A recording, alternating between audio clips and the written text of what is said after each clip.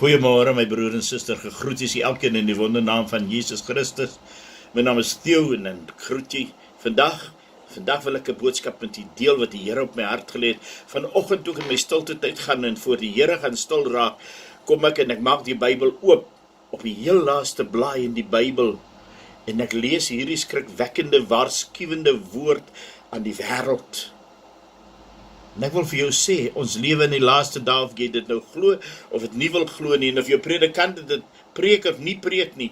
Broer, jy wat 'n pastoor is, jy wat 'n dominee is, wee jou as jy jou mense verkeerdelik leer. Die Here Jesus Christus kom en hy kom gou. Daar is 'n wegraping vir die bruid van die Here. Ek wil vandag vir u sê, broers en susters, as jou kerk nie glo in hierdie dinge nie, dan moet jy weet, jou prediker is nie opreg met jou nie, hy is nie opreg met die Here nie, en moet jy draai van hom af weg. Vandag wil ek vir jou lees, wat sê die woord in Openbaring 22 vanaf vers 10. En hy het vir my gesê, moenie die woorde van die profesie van hierdie boek verseël nie, want die tyd is naby. Vriende, ons luister na die pragtigste boodskappe, maar vandag word daar nie meer sonde en bekering gepreek in baie kerke nie. Satan het dit reg gekry om die mens stil te maak, om die prediker stil te maak, om die kansel stil te maak. Daar word preke gepreek om mense se gedagtes, sy gemoed te sus, want almal kry my so swaar, God is so goed, God gaan ons almal help. Ja, dit is waar.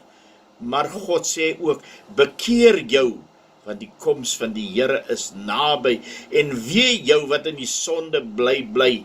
Ek wil vandag vir julle sê, daar is 'n weg uit al hierdie dinge, maar jy moet jou bekeer tot die Here Jesus Christus. Jesus se eerste preek was, bekeer jou, want die koninkryk van die hemel het naby gekom. Hier in die laaste boek van die Bybel sê hy vir ons, hy sê, wie onreg doen, laat hom nog meer onreg doen, wie vuil is, laat hom nog vuiler word. Dis asof die Here sê, weet jy, oor die eeue heen het ek gepraat en niemand wou luister en jy wil nie luister nie. As jy dan wil spartel in jou sonde, bly in jou verlorenheid.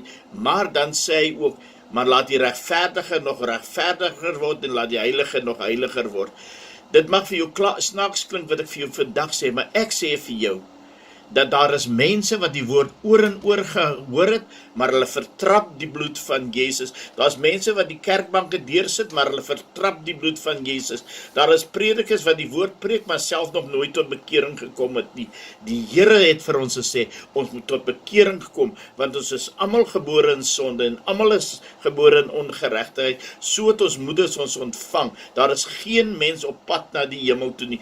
Almal het 'n redder nodig, en daardie redder se naam is Jesus, hy is jou enigste saligmaker uit sonde, daarom is sy naam gespel J-E-S-U-S, jou enigste saligmaker uit sonde. Hy is die weg, hy is die waarheid, hy is die lewe, en niemand sal tot die Vader kom behalwe deur hom nie. Hy skryf vir ons hier, en hy sê vir ons in Openbaring 22 vers 12, en kyk, ek kom gou, en my loon is by my om elkeen te vergeld, so sy werk sal wees. Vriende, 2 Korintiërs 5 vers 10 sê ons sal almal voor die regterstoel van Christus te staan kom. Ons wat reeds gered is, gaan daar staan.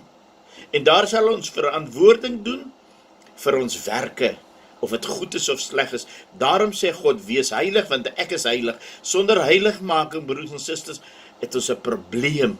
Ons moet die Heilige Gees ontvang om ons te leer, ons te lei, maar vir u wat 'n godsdienstige mens is, wat nog nie tot bekering gekom het nie, wat dink dat jou godsdienst en jou mooi werke jou kan red, wil ek vandag vir jou sê, uit genade, dis van die kruis, deur Jesus Christus word ons gered, nie deur ons werke nie.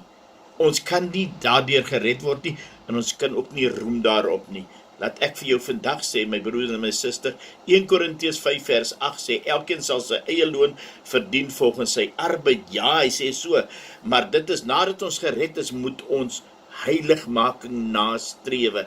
Vandag wil ek vir jou sê, dat die Here Jesus Christus se koms is op hande. As jy, my broer en suster, wat na die boodskap luister, nog nie dit glo nie, as jou predikant en jou pastoor, jou dominee, jou priest, wat ook hy genoem word, dit nie preek nie, dan is hy 'n valse prediker, want die Here se woord sê, Jesus Christus kom, daar is 'n wegraping, Jy sien, ek wil vir jou sê, toe God sy volk uit Egipte uit gered het, was daar in een nag 'n massa volksverskywing.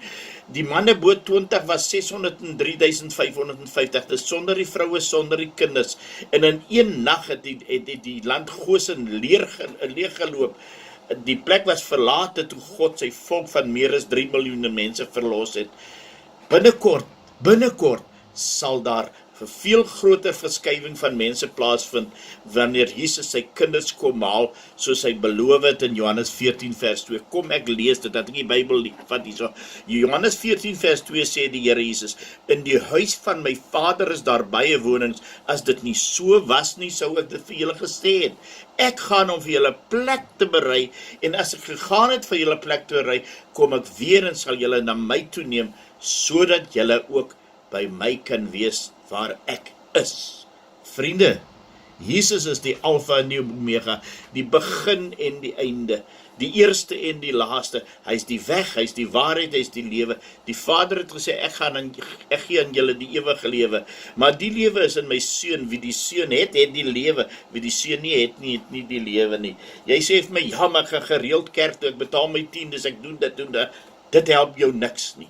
Dis reg om dit te doen, maar dit gaan jou nie red nie. Jesus is die weg. Die Vader sê, ek gee aan julle die ewige lewe, maar dit is in my seun. Wie die seun het die lewe. Wie die seun nie het nie die lewe nie. Jy moet tot bekering kom, jy moet jou sondes bely en jy moet die Here aanneem. Dit wat ek vandag vir jou wil sê. My broer, my suster, net deur Jesus kan jy in die hemel kom. Johannes 1:11 sê, hy het na sy mense gekom, maar hulle het hom nie aangeneem nie. Maar vers 12 sê, aan almal wat hom aangeneem het, en hulle het God die mag gegee om kinders van God genoem te word. God seën nie, môre praat ons dan oor die wegraping, sodat daar meer duidelikheid sal kan wees. Van môre, so 'n paar dae, oor die wegraping. God seën nie, God draai deur. God seën elkeen, seën die woord, en laat die Gees ook die oorreder wees in die harte van die ongereddes, sodat hulle siele ook gereken word en hulle kinders van God kan word. Here, want ons weet daar is 'n poel van vuur wat voor lê vir hulle wat nie gered is nie. U sê in Openbaring 20:11 tot 15 dat as die boeke geopen word en jou naam is nie geskryf in die boek van die lewe nie, sal jy gewerp word in die poel van vuur. Here, nie een van ons wil die woorde hoor, gaan weg van my af jou vervloekte, ek ken jou nie. Nee, Here, ons wil eintlik hoor, kom in die plek wat vir jou voorberei is. Ons vra in Jesus naam, wees met ons in die dag, Here. Amen. God seën julle dan almal, broers en susters.